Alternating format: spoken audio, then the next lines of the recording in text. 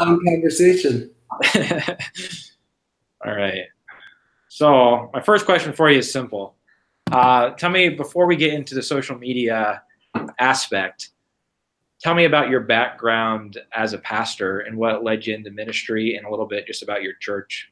Yeah, so God saved me when I was about 20, 21 years old. And miraculously, I was stocking the shelf at Target, and God just, preached the gospel to my heart. I'd heard it before, but called me to Himself. And right from there, almost immediately, I was in circles that were kind of all about church planting and reaching people. And so very, very shortly after that, I was a part of a church plant. I also had now a wife and was starting to have kids, so I needed a career. So I ended up working at Amazon.com for about 7 years. And with that, was very exposed to, I led a global innovation team that grew. God was really gracious to me and was just exposed to a lot of what was going on technologically. Those were still kind of the early years of Amazon. And then I left that to come plant a church in Chicago. And so I had this experience where I went from a large team, lots of people reporting to me, being able to, accomplish these things that we set out to do, to the work of an everyday church planter, which is you have a million things that you could do and you have to decide, right? And so I did that for about 9 years. And then recently my wife and I made the decision, our kids are coming into their teenage years. We decided to just pause on the formal ministry part for a while and look at what to do next. And what I wanted to do was bring kind of my background together. So we started this new company, Great Commission Design, and it's really kind of bringing those two worlds together and trying to do two things. One of them would be to bring some of the technological opportunities to bear for churches, on behalf of churches, but also to do it in a way that fits the church's mission, and particularly kind of, again, your normal churches out there that might not have a giant staff or a giant team. How do we help them take advantage of these things technologically, these opportunities that we have? Right. So Great Commission Design was established when? So planning for about a year now. We launched in March. Launched in March. Okay. Yeah. And so you've hit the ground running pretty fast. How many churches do you guys work with today? We have about 30 churches right now that we work with various products, various different products. And then can you tell me the sizes of these churches you work with? Mostly, so everything from 20 or 30 people, or actually we have a number of church plants that haven't even started yet, so we're helping them get their vision out there. But also, all the way up to a 300-person church. Yeah. And then how big was the church that you pastored? About just average size, 80, 100 people for about a decade. Mm-hmm. Cool. Very cool. Cool. All right. So let's talk about social media. And talk about churches, and let's talk about, for starters, let's talk about why some of the need that you saw in creating a business around serving churches, maybe in this aspect, and why you got so passionate about it.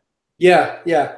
Well, I think most pastors that I know, myself, for that time, and then my friends, are in an interesting predicament when you're shepherding. Just, I like to say, a normal church. No church is normal, but you know what I mean. There's a normal sized church. Half of the churches in our country are 75 people on a Sunday or less. Okay, and those folks, when you shepherd a church of that size, you're in this kind of constant predicament where there are some opportunities. There are some things around you, things like how good should my website be? How good should my social media presence be? You know that stuff is there, and you know that it's kind of in your mission. Maybe is it? I'm not really sure.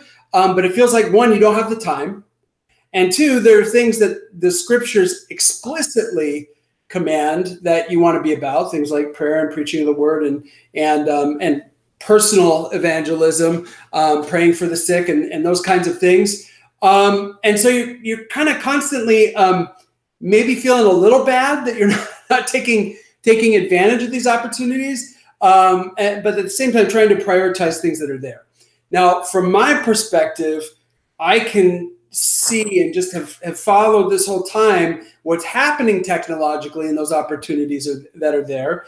And I feel like we're in a unique time in history, a unique cultural point. I don't actually know how long it will last, but the fact that you could say, record a testimony of someone's and literally drop it into the public square of your community with relative ease and it's just not very expensive to do so, or you could invite thousands of people in your community to come participate in something that you're doing right now is pretty amazing to me. Right.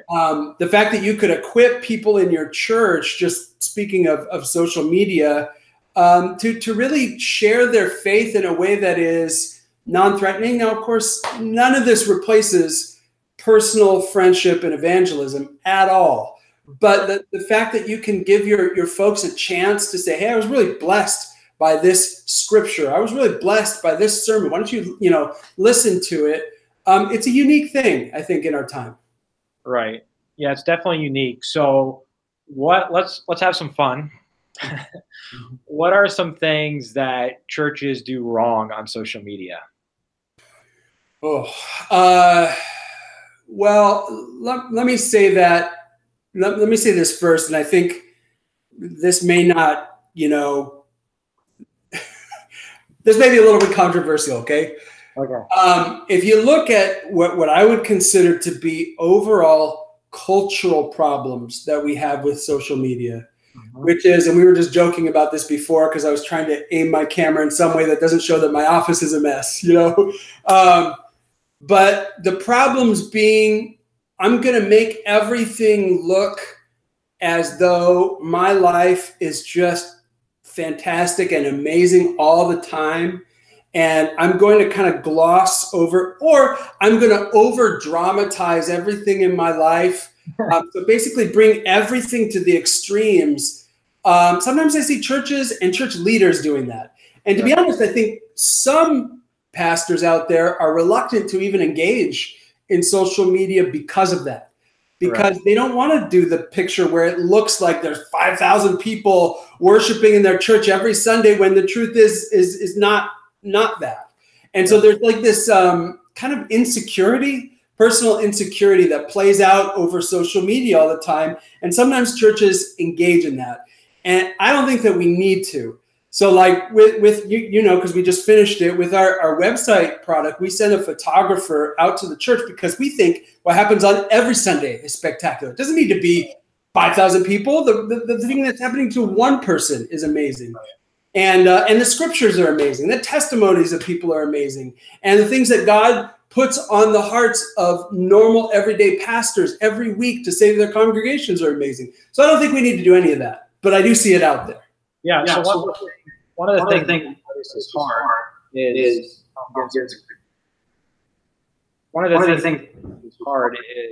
oh man, what is going on here? Oh, do you have an echo? Yeah, let me see if I can turn down my volume. If you want, I can put some headphones in or something. Let me see. I think that did it. Just okay. Turn down the volume. But so one of the things that's hard is the pastor can't do everything. Right. And our church, the Summit Church in Fargo, we're, for the longest time we were an army of volunteers. Everybody, including the head pastor, was a volunteer. And so it took us a long time. I think Brian's, we've had him, full time. He's full time anyway, but full time, like he's actually getting paid. The workman's getting his wage now for like 2 years is all. And so nevertheless, when I would preach, I was also like the media guy. I was the one recording the sermons, or I was the one, we started doing Facebook Live so we could make it honestly just easier. I just was instantly up and didn't have to do anything. And so, but then when I would go to preach, I wouldn't turn on Facebook Live because I felt like I was being, like arrogant or showy, or like, I'm not going to like start the camera and then walk to the podium. Right. It felt wrong. Right. And so, so I just be like, well, I'm just not going to do it. Like one day if we grow with this out and there's other people that help me do it, then I'll be there. And so every now and again, somebody would step in and we get it going, but it just felt wrong to do it. So like, I understand like why a pastor would, even if he has the 5,000 people there worshiping, not want to take the picture, because right. it feels like you're trying to glorify maybe something other than Jesus. Right. So, right. But so you guys setting up photographer is definitely helpful. Let me ask you this: how does a church like build a team, or use maybe some of their other team members they already have to try and do things without being quote unquote showy, just helping to advance the gospel and get the word out? Like I can't, if Paul had the internet, like he would have been all over it. I just can't imagine him not using it. Right. And so the Apostle Paul would have been, using every means possible to proclaim Jesus, Right, that's right. But that's the key right there, is that I think just like anything else in the church, it has to be about our actual mission, right? It has to be about that. I don't think it's compelling to say, this is just something in general, is the more you have to convince people to do A to get to B to get to C to get to D to get to E to get to, and then they're going all the way down these steps, and that connects to our mission. I think that's just, nobody's going to want to follow you in that. And it's not compelling. It's not compelling to my heart at all. Right. What's compelling to me is a rock solid certitude that God is working in his church, and that what he is doing in his church is inherently beautiful and compelling. That the word of God, that the scriptures are right. inherently beautiful and compelling. And so I don't need to convince myself to send that photographer in or to load up, posts of scripture for our client churches, because I'm excited about that, right? Because this is going to go out to, this church and all their friends and be such an opportunity. I think that's kind of the vision that you need to cast. I think that if you are uncertain as to whether what God is doing is beautiful or worthwhile, no matter what your church looks like, then you're going to have a hard time with this. But if this stuff is amazing, and you're right, I think it probably is a little easier for me and I get this very privileged place where I'm outside of the church helping them. Right. And so I have the experience, to be able to see it, but I do believe almost in every area that our culture longs for. You and I talked about the diversity that's there in the summit. And it's not the kind of diversity where you guys had to go and say, okay, we're going to have 10 slots and 4 of these are going to be this and 2 of these are going to be nothing like that. This is what God does, right? And that's inherently amazing. It's inherently a miracle. And so proclaiming that and kind of using this digital media to proclaim that is an incredible opportunity. Yeah. So let's do 2 avenues of thought here just to get really practical for the people that'll be watching this. If you're a church and say you've been put in charge of the website and you want to grow into social media, but you have no presence on social media right now, or maybe it exists, but it hasn't been posted on in 2 years. Yeah. What's the baby step? We're using you guys now, and I'm going to show them some of the things that we've done that we're able to do now because of the cadence you guys have set up for us. But like if a church just wanted to take a baby step into social media, but a big enough step that they're not wasting their time or looking worse by doing nothing, right. What would be the first step?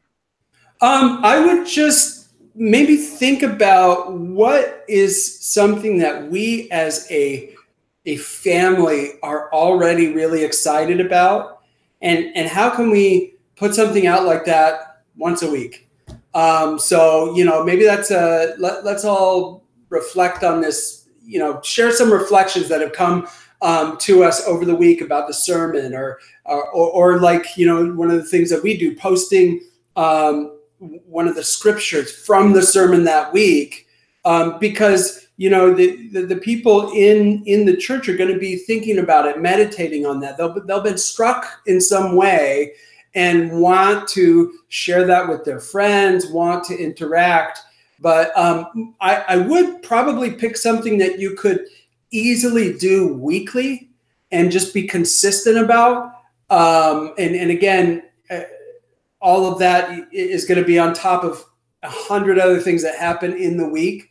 So it would probably be easier to get one person that really wants to do that. I would probably engage on Facebook first, because that's going to cover the whole spectrum of ages a little bit better. There are 1 billion people on Facebook now. Again, all this is changing. You know, if you watch the news, who knows what's going to happen next? But that's where we're at right now. So I'd probably start there. And just start simple. Yeah. So next question, you guys set up a cadence for us. Mm-hmm. And that was honestly one of my favorite things you guys did. Nice. We actually had a cadence. It just wasn't a good one. Mm-hmm. So talk to me about your philosophy behind the cadence and just some of the things that you guys did for us that kind of cleaned it up for us. Sure. So you know, again, for us, it's about what is the heartbeat of this church, and how do we pull out little things that we can share in the heartbeat of the church. So, you know, for you guys, what we did is we put together every week, there's a quote from one of the authors that's shaped you, you know, something really meaty, something that, you know, is appropriate broadly. So every week, one of those comes out.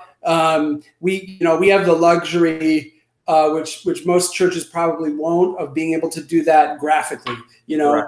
Because those perform a little better. They're a little bit more shareable on social media.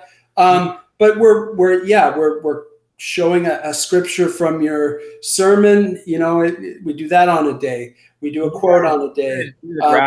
Try to do invitations to events. What was that? You guys do the graphics better than most of the stuff. You know, people are used to seeing a meme, a person's face, and some text. You know, pretty common to see those on the internet, but most of them are kind of so. Every now and again, you'll see a good one, but your guys's are like really quality. And that was one of my favorite things actually in using you guys, because to get that kind of quality on our social media, you know, and because I know the effort that, you know, you guys obviously have a system in place to do it, but the effort that takes, you know, if you try to, the time it would take me to go and find a stock photo that was worthy of using, like that time alone, like I don't want to waste. Right. So that was one of the big benefits of bringing you guys on. But then the fact that we have quotes that matter to us was really cool. And, you know, because we have, we have Leonard Ravenhill, you know, we got some Jonathan Edwards up there. You know, I think we had John Wesley one already. You know, one of Brian's strengths is he's really well read. So, and he loves some of those kind of early, American European movers and shakers like the Whitfields and the Wesley, the Edwards. And so, you know, exposing one of the, I think, key things in discipling some of our young leaders, like, you know, myself and other, you know, men he's raising up, was exposing us to people like that. So the fact that that can be expressed on our Facebook page does make, like, I feel like it is the summit. You know, it's not just us trying to be trendy, but like it reflects a piece of who we are. So maybe I can jump off of that to say, you're hearing me say the same thing over and over again a little bit, which is just the opportunity you have to think about with regards to the church engaging this stuff is kind of think in terms of those two audiences. So there's the edification of our church, right? Mm-hmm. And you and I were commenting as we were looking over the list, man, this is great stuff, you know? So there's the edification of the church, but then there's also just equipping them a little bit in an easy way to to be a witness. And it's a soft witness. It's not in person. It's not confrontational, whatever. Right. But the things that, for instance, you know, the authors that we put together for you guys, the things that they're saying are compelling, and they're usually broadly compelling, not just to the people in your church, but probably to their friends as well. And so you always want to be thinking in terms of those two audiences, you know, just like you think about everything else in the church. Yeah. Yeah. And that's good. I think a lot of times with social media, well, you just see this on social media every single day. People take off their real world filter and they become a jerk, or they, they whatever, they lose it. And, you know, for us as a church to remember some of those fundamentals of, you know, prayer, you know, you pray before outreach. Why not? You know, why would you lower your guard in regards to social media? Or why, you know, if you're writing a blog post, you know, pray before you write the blog post, just like you would before you write your sermon, you know? And so there does seem to be sometimes a disconnect between the real world and social media. Yeah. Yeah. So here's the next question. That one of the things that we're trying to do in Salt and Light is we have an older generation within Salt and Light that has just years and years of experience and years and years and years of Bible knowledge. Yeah. One of the places we started with was some of our Bible teachers kind of in our Salt and Light Central community, and trying to break out online a little bit. And for me personally, one of the things that I want to see from it is get some of the wisdom from this older crowd to invade where some of the younger crowd is. Yeah.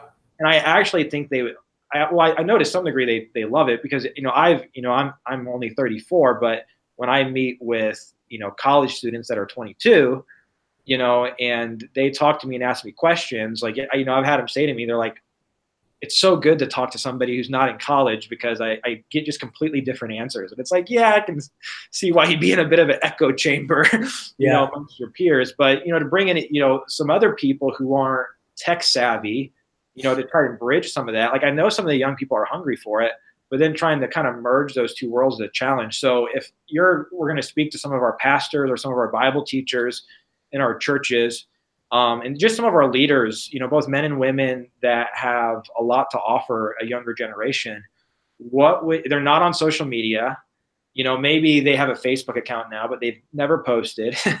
What would be some things that they could do? Because, you know, if you just show up one day on Facebook and you're posting, you know, 2,000 word essays, that's probably not going to be the best approach. Like, what would be a good starting point? Yeah, I think some of these, you know, some of these same issues. Well, I guess, you know, for starters is really getting your head around what is that space that it's not a one-on-one conversation. It's a public square. Yep. So whatever you're saying, you know, on these mediums, you're saying to everyone, you know, and that can be a little tricky, a little confusing. You just have to think of it like that. Even if you're applying to one person, remember, you're really shouting this out in the middle of the town is really what it is. So, so starting with that, but then, I think some of the same things that a church would do, I think if you are older, you haven't engaged in these things, or, you know, this would be myself. I'm great. You know, we're good as far as our business putting out content. As far as me personally, you know, I'm in that generation that's like, I'm a little nervous, you know, go on there, because I'm friends with so many different people and they're all yelling at each other most of the time. So that can be a weird place to be. But on a personal level, I would say do some of the same things that we're saying a church should do. What scriptures have spoken to you over and over and over again in your life? Just say that. Just post something out there.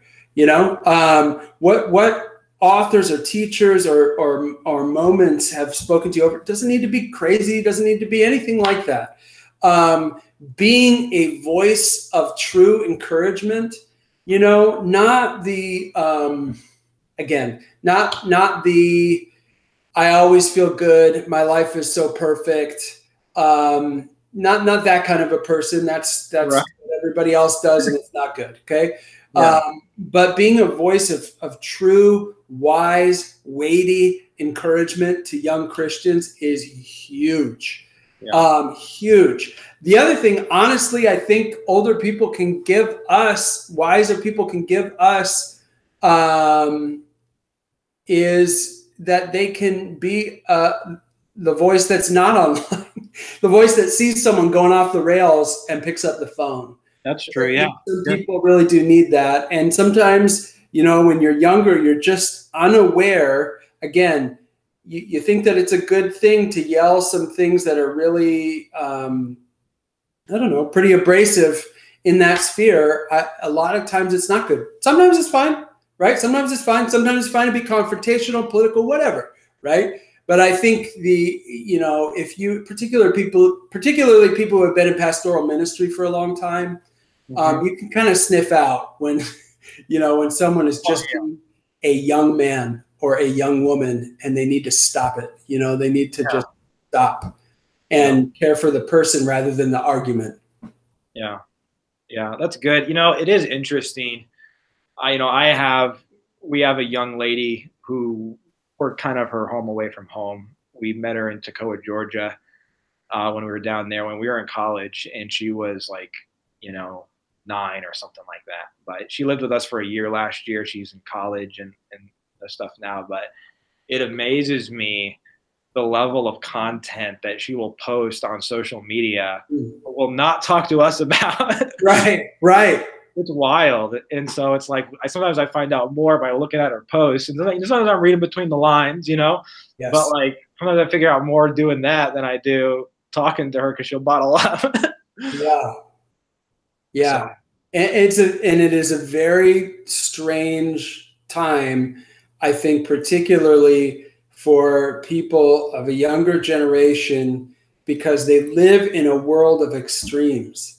Okay. They live in, all they're seeing all day long is the extremes of their friend's emotional state, the extremes of, you know, every day my life is Disneyland, except for when I'm, you know, depressed and I want it all to end and I'm typing it out, you know. And to be wise in that environment and grounded in that environment and displaying all the qualities of the Spirit, you know, displaying the Spirit in that environment, I think stands out a lot. Yeah. There is a temptation, I feel like, with how fast the news cycle moves now as well, to be the first, you know, to everything, to comment on something, to have the verdict or the opinion on the latest controversy or whatever it may be, to get it out there first so you can influence the most. Because the sooner you get it out there, the more it trends, blah, blah, blah, blah, blah. And we're throwing out all kinds of biblical wisdom of being slow to speak, quick to listen. You know, even Jesus is teaching on what it means to judge, of first judging yourself, you know, and then being very, very careful when you judge others, that you judge with righteous judgment. You judge by what you see, not by what you don't see. You don't assume someone's heart because of, you know, this or that, and just judging with righteous judgment. And it seems like a lot of those principles have been thrown out the window. What are some things churches can do to safeguard pastors, maybe with because we do have pastors who blog. We do have, you know, churches that are present as well. What are some things churches can do to just exercise biblical wisdom and not get pulled into the fray? Yeah, I love it. So a couple things. Number one, when someone seems very angry online, I think that the easiest thing to do is to just assume that they are out of their minds. They're just a hateful, terrible person. And therefore, I'm going to come right back and show everybody here, you know, what the real answer is. Right. And, I think that's a little bit of a mistake because now let me caveat before I say this. There are definitely hateful people online. Sure. There are definitely online means that, you know, towards pastors in particular, have been used for absolute evil. Okay. But the truth is as a culture, we are losing the ability to talk to each other. And so just like with everything else, you know, assume that the person there is someone in need of Jesus, right?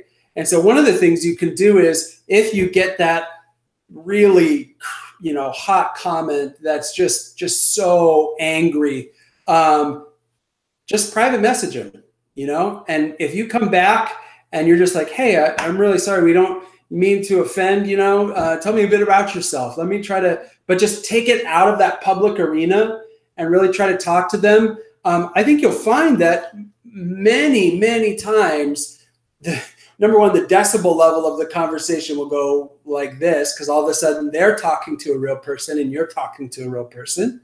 And then number two, you're not going to get into that kind of like arms race in the comment section, you know, where you have to be louder and louder and louder, which you don't want to be engaged in anyway. So that's one thing. The other thing I'll tell you, this is probably my favorite online tool ever invented, which is Facebook has the mute or hide, excuse me, hide button. And what the hide button does, if you don't know, is that it effectively removes the comment from everyone else's feed, so that the only people left that can see it is you and the person who posted. So the person who posted, to them, it appears that it's still there, right? So they're not fuming, getting angry, you're censoring me, blah, blah, blah. But then it's out of the conversation for everybody else. You know, I think don't do that with every comment, but there are some things, you know, that you're just like, this is just not helpful to anybody. And I would advise that. And maybe even a combination of those two things, right? Try to privately engage, because who knows what's going on with that person. Just like if you met someone on the street, you know, you're doing street evangelism or whatever, and they're really mad, you try to dig into it a little bit, hopefully. Same thing, right? Same thing. But kind of helping people, you know, just, I think just being gracious, you know, just being gracious, recognizing we live in a weird time. Things are changing really fast and people don't know how to behave. So, yeah. Okay. So we've covered a lot of ground. What else? You have a room. There's going to be pastors here. There's going to be church leaders here. They could be people that are involved in media. They could be elders in the church. They could be pastors of the church. What would you want to say to them? Open door, take it anywhere you want. Yeah. That's a good question. Maybe a couple things. One is probably you want to see this like you want to see this realm of social media in some sense like you would with your kids. So I have teenagers. As much as I would love to destroy their phones and iPads and go live on a mountain somewhere and never deal with any of this stuff again, because it is hard. It's just hard to navigate, you know. I'm not young enough that all of this, the answers come perfectly quick to me. And though sometimes it seems like that, I'm just not going to be on any of these things. I'm not sure that this isn't a part of discipleship now, you know, because it is part of our world now, whether we like it or not. It's where your people live now. And maybe you're called, you know, to instruct your people to remove from this stuff completely. I don't know. But if you're not, you probably want to engage somehow. And you and I were talking, I don't like conferences where you come away and you've got, you know, 3 tons on your more weight on your back, and you're just burdened by all the things now that you have to do. And I don't want this to be that. Right. But maybe pray and seek the Lord. And how do I engage in this? Just like I would with my own kids, the answer is not to take them out of it completely, because they're being called to be put in the world. So how do we do this well? How do we do this right? And take the small steps, you know? You don't have to do it like everybody else does it, but take the small steps. Yep. That's great. That's fantastic. So I will edit this. I'll send you the video once it's all nice and edited, what I'm going to show, so you'll know what the final cut looks like. Cool. And I'm imagining, just with how much ground we cover, it's probably going to be longer than what I originally said. But and then just because I think we dipped into other areas that I was headed down anyway, so it'll just be doubly helpful. But I am going to show them our website at the end. Just show them your work. I'm going to show them our social media so they can see like the cadence, so they can get an idea of the quality too that you guys do. Do you have? I mean, do you want to find a way to get me business cards? I should have asked you this when I first messaged you, so I can hand some stuff out. That'd be amazing. Yeah, I would definitely love that. Okay. I would love that. And part of that, to be honest, is, you know, again, I would hate for people to feel like they were walking away from this talk with a brand new burden. And if we can help with that in any way, that'd be great. Yeah. I'll tell you one more thing.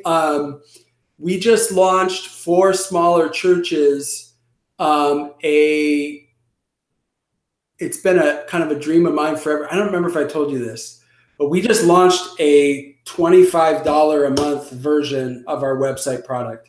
It's not exactly what you guys have. So there's just a few little things that we had to yank out of that, but I'll send you a link to that too. I thought it was going to take us a couple of years, honestly, to get there. Yep. And we have to do a few things, like we can only do so many of them a month. But yeah, I mean, let guys know, because our heart is just to help, help guys out. One other thing I wanted to throw about you, I'm talking with Josh Krieger tomorrow. His YouTube channel is it? His target audience is junior high kids, boys who play video games. Wow. And he gets millions of views on his videos. Wow. He's like in the top, I don't know what the number is, of YouTube channels in the United States for video games. So he's like legit, right? Wow. But I'm meeting with him tomorrow. He's going to throw out some just ideas on how our churches could work together to promote each other's content as we get in this space. Well, something I was thinking about was, if I got other churches, if they actually did sign up for your services, or if there was a Salt and Light Central like Facebook page that we paid separately for, services that acted as like a central hub for content. You know what I mean? Where churches could pull and share each other's stuff. Yeah. I'm just thinking out loud right now, really. Yeah, dude. But I was thinking of different ways that we could combine effort and increase presence through your services. Love it. I love it. If you come up with some ideas as you think about that and what that could look like, Sure. Like I know one of the things Josh has said to me in the past was, if you can get 100 people to share your posts instantly on Facebook, you do that enough times and you have the chance of going viral. Wow. And so, because he said Facebook is a purely sharing algorithm for a lot of the content. And so he said YouTube, he goes, YouTube, he said he doesn't even consider YouTube social media. He says it's really, more like a search engine, or he called it something else, but it's more of an algorithm. And so, but anyways, if you think of some things there too, like I'd love to talk about it and, and throw around some ideas there as well. Especially, one of the things I like, my favorite thing about your services is it puts all the emphasis with our people on just content. And honestly, it takes a lot of the content off our table because you do it automatically. But it, as we want to branch into this space, I don't have to, I'm eventually going to get Brian blogging, or go blog or something. But once we do that, because I had my River Runs Red blog was a pro-life blog, and like it was pretty successful by, like, I wasn't even, like, honestly, we weren't even posting once a month a lot of times. And we spent a year's time, we had 100,000 views, and so like it was. We did a pretty good job for not doing a pretty good job, and so, but nevertheless, at certain points in there, like I'm writing the scripts out to, post these blogs and trying to make them so they link back to things. And like, I put almost as much effort in posting the blog as I did in writing the blog at times. Yeah. It just wore, that's why I didn't post that much, because it wore me out. And so one of the things I'm really looking forward to is getting to that place where we can just produce some content, and then boom, we send it to you and it's 3 different places and I didn't have to do a thing but make the content, right? Yeah. So for a guy like Brian, he doesn't, he definitely can't do, the stuff that I did with trying to increase the presence, in the web back in when I was doing the blog, but he can write the content, and having a guy like you that can post it on the website and our social media, and maybe even now and again us promote some things, like that's a game changer, for a pastor who not only just doesn't have the time to do the other, but doesn't have the skill to do it. So sure. So I'm looking forward to that next phase for us as we kind of make some progress in some of these areas. Cool. Yeah, I love it. more organized. We're trying to get more organized as a church, just in general. So that'll help us. It's hard, yeah, for sure. Yeah, I love it. So let me ask you this. So as I think about the future, the two. So I don't remember if I told you, but we yanked. So in order to make that $25 thing, I had to like figure out how to make it so that I can continue to build the systems on our side to do that. So one of the things we did was I shut down our third product, which is the church graphics product.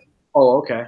And the reason for that is, in order to keep costs and everything down, the reason what I'm leaning on is kind of some of my old Amazon skills. So that's high degree of process, lots of continuous improvement thinking, offshoring, which I hope one day to turn into like missions offshoring even, and setting up, some things there. But I couldn't really do that. I just got to the point where I said, there may be a way to do this with the graphics product, but I don't think I know how. And I can't work on that as I'm working on all these other ones. Yep. So these two products, the social media one and the website product, are getting very close to being mature, meaning the systems are really built. And so as I think about, next year, one of the things I'm trying to think about is maybe a course that is a very lightweight, easy to use course on building some processes and structure in your church. Okay. That a team could do together. Does that sound like anything you would be interested in? I mean, absolutely. How, when you say a process, would this process be like, just describe a little more detail for me on what you? Yeah. So, in my mind, what it is right now is take anything in your church that you want to run well and put it through this course. Take that thing as your workshop project, and I'm going to teach some principles, just some basic principles of how to design a process that won't fail. And that makes you kind of breathe a deep sigh of relief because it works. But you have to walk through some steps. Yep. And so it's kind of like helping you take a thing that's either painful or that you want to be doing but aren't, and devise a team and a process around it. So that could be anything from how you greet people when they come in on Sunday, to how the slides get put together, to financial things, to, everything we just talked about, like getting someone to post something every day. Yeah, that absolutely. And like I was actually just sitting down with Brian and Soma Fanai. He's our director, and we were talking last night, and Brian was saying, like, we have to build out process, literally saying these words, we have to build out processes for every role we have. And so that there's expectation, and there's follow through, and things are getting done and whatnot. And so Soma's great. We're going to be leveraging him more. He's great because he does a great job building up leaders. Like our worship, we have like basically, we probably have 3 worship teams. Wow. At our tiny church, because that's amazing. He draws people in, he empowers them, to lead and do all those different things. And he's great at working with people.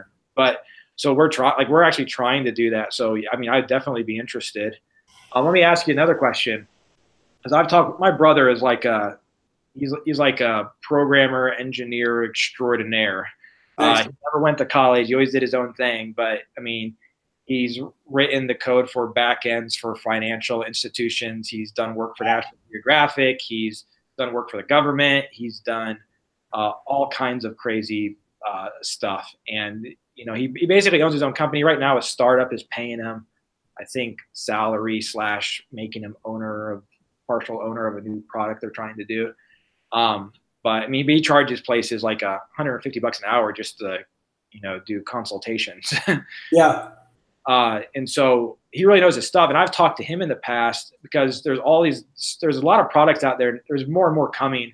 Like we use Planning Center at our church. Yep. There's other ones out there like it.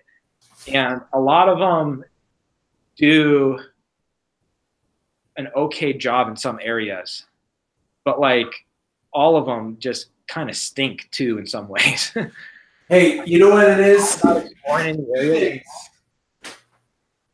Hold on. There's two things going on. I may have told you about this book before. Yep. We are in the Home Depot age. I have 3 Home Depots within 10 miles of my house, but I didn't build my house. I could, because there's a lot of tutorials online to do everything to build my house. Yeah. But I could probably do it. But I actually, in a world of infinite expanding possibilities, I have to pick what I'm going to learn, right? And pick what I'm going to do. And the trouble that I see with kind of those products like Planning Center is, one, you're always learning a new tool, right? As simple as they can try to make it, you're still going to have to learn their thing. And what this book, one of the central insights I took from this that probably helped me envision this whole business, although, building off of lots of things that I've learned over the years, is we're also never going to not feel behind. Because those tools, just in and of themselves, every tool that you own is becoming outdated as you breathe, right? And so those two things, you have to learn it, and then you're always going to feel behind, like you don't really understand it fully. Mm-hmm. And so for that reason, and actually I realized I totally interrupted you, but that for that reason, I think you're going to see more and more, and this is kind of what he predicts, more and more businesses like mine where we're going to remove your need to think about it ever again, right? You don't actually you just need to have a general awareness that you need it. You know what I mean? And then we'll try to think and tell you what you probably should be doing, and then do it for you. Right. I think that's really the solution with a lot of these things. Yeah. And the one thing I'll say in terms of Planning Center, this is what's really hard for churches.